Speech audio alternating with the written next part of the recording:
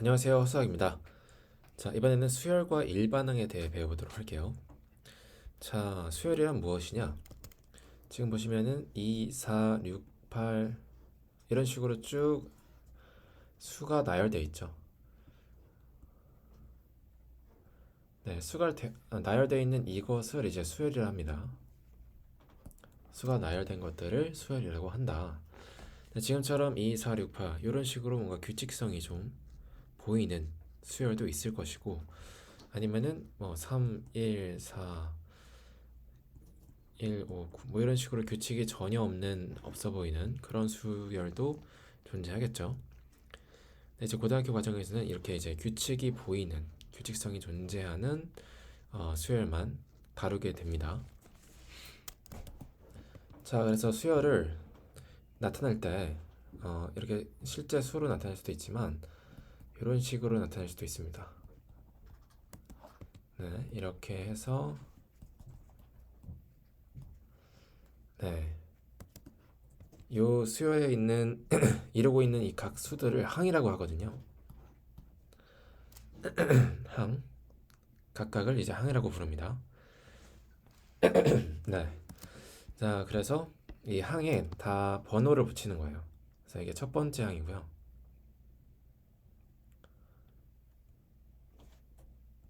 얘는 이제 두 번째 항이 되겠죠. 네, 이런 식으로 항에 순서에 번호를 붙여서 네, 나열된 순서에 번호를 붙여서 첫 번째 오는 건 첫 번째 항, 두 번째 오는 건 두 번째 항. 그래서 n 번째 오는 항은 뭘까요? 네, n 번째 항이 되겠죠. 네, n 번째 항까지 이렇게 붙이고 그 이후에도 이제 무한하게 이어질 수 있겠죠. 네. 네, 그래서 얘네들은 이제 이렇게 부르고요. 또는 이제 이렇게 쓰기도 합니다. 제1항, 제2항 뭐 이런 식으로 네, 쓰기도 합니다. 자, 그럼 일반항이란 무엇이냐? 항은 항이죠. 항은 항인데 일반항, 일반적으로 나타내는 항이라는 의미겠죠. 그래서 이렇게 지금 여러 가지 항을 나타냈는데 그 중에서도 이제 n번째 항 있죠. n번째 항,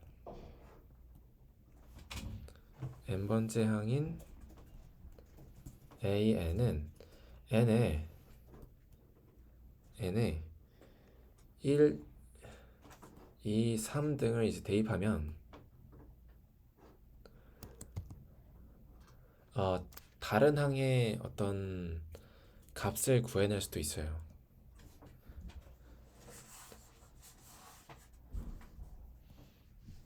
다른 항이 나오겠죠. 자, 예를 들어 n에 1을 넣으면은 이제 a1이 나올 거고, 그죠? 네. n에 2를 넣으면은 a2가 나올 거고요.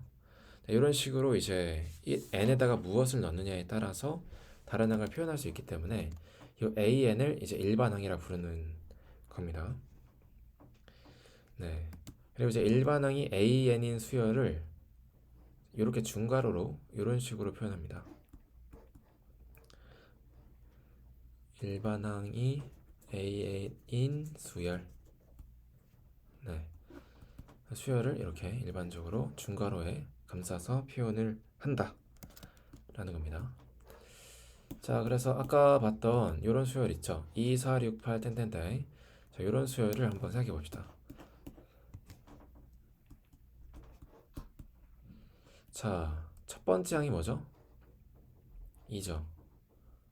두 번째 항은 4죠. 세 번째 항은 6이죠. 네 번째 항은 8이죠. 자, 그러면 이런 식으로 갔을 때 n번째 항은 무엇일까요? n번째 항은 뭘까요? 자, 항의 번호와 자, 이런 n번째 항, 일반항을 구할 때는 항의 번호와 항의 값 간의 이 관계를 수학적 관계를 보실 수 있어야 됩니다. 1과 2의 관계 어떤가요?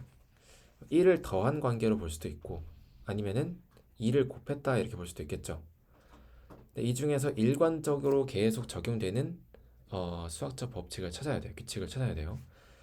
자, 2와 4를 비교합시다. 두 번째 항은 4인데 2와 4는 2가 더해질 수도 있고 2가 곱해졌다 볼 수도 있죠. 근데 지금 1이나 2로 더했다고 보기에는 일관적이지 않죠. 달라졌으니까. 그래서 이 규칙은 아니구나. 이렇게 생각할 수가 있고요. 2가 아마 좀 더 맞지 않을까. 2로 곱해지는 게. 그리고 나서 또 세 번째도 보는 거죠. 세 번째 항은 6이다. 2가 곱해졌네요. 자, 곱해졌다 말할 수 있네요. 그래서 여기에 좀 더 확신이 드는 거죠.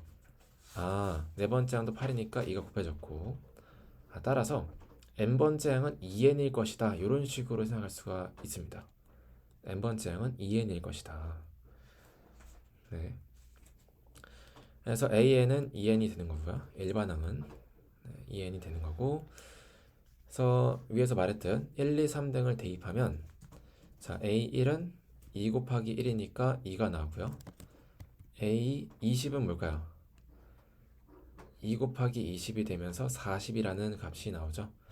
그래서 n에다가 이제 뭐 어떤 다른 숫자들을 대입해 봄으로써 다른 항을 구할 수가 있게 되는 거죠. 이런 식으로. 네,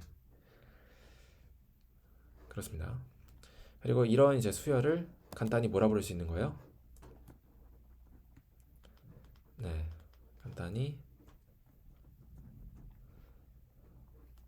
이렇게 쭉 이렇게 길게 부르지 않고 중괄호 하고 en 이런 식으로 표현할 수가 있다는 겁니다. 네, 그렇습니다. 자, 그리고 an을 이 일반항을 함수처럼 해석할 수가 있어요. 어떻게 하냐? 자, n에다가 뭘 넣으면은 an의 값이 나오죠. 예를 들어 1을 넣으면은 이제 아까 위에 있는 예시를 들면 n에 1을 넣으면은 a1은 2가 나오죠. 2를 넣으면 4가 나오죠.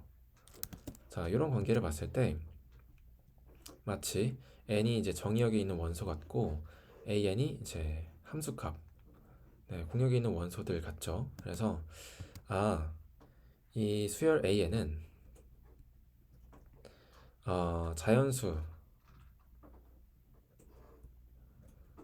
자연수를 정의역으로 하고, 네, 실수 집합을 이제 공역으로 하는 함수처럼 해석할 수가 있다는 거예요. 그렇습니다. 그래서 네, 보다 일반화로 표현하면 자연수의 전체 집합은 이제 n이라고 하거든요. 실수 전체 집합은 r이라고 표현합니다. realistic인가? 뭐 그럴 겁니다. 그래서 이런 식으로 이제 함수가 가면은 네, 이게 이제 수열의 항들을 이제 함수처럼 해석해서 표현할 수가 있다라는 의미죠.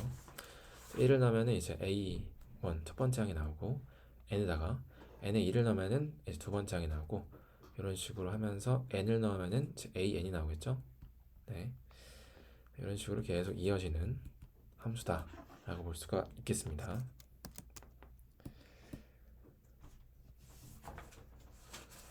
네.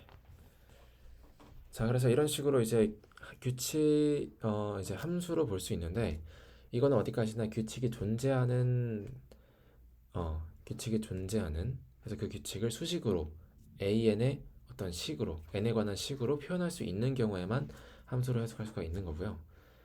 자, 사실은 일반적으로는 대부분의 수열들이 이렇게 깔끔한 함수식으로 표현할 수가 없습니다. 네, 지금 같은 경우는 굉장히 특수한 케이스죠. 음, 수열 중에서도 특수한 케이스를 이렇게 일반적으로 표현할 수가 있다라는 거. 네, 그렇습니다. 이제 보통 이제 문제에서는 이렇게 이제 n에 관한 식으로 수열을 표현할 수 있는 경우들이 나오겠죠. 네, 그 경우 중에서 대표적인 경우가 이제 다음 시간부터 배울 등차 수열이나 등비 수열입니다. 그래서 일단 여기까지 하고 다음 강의에서도 볼게요.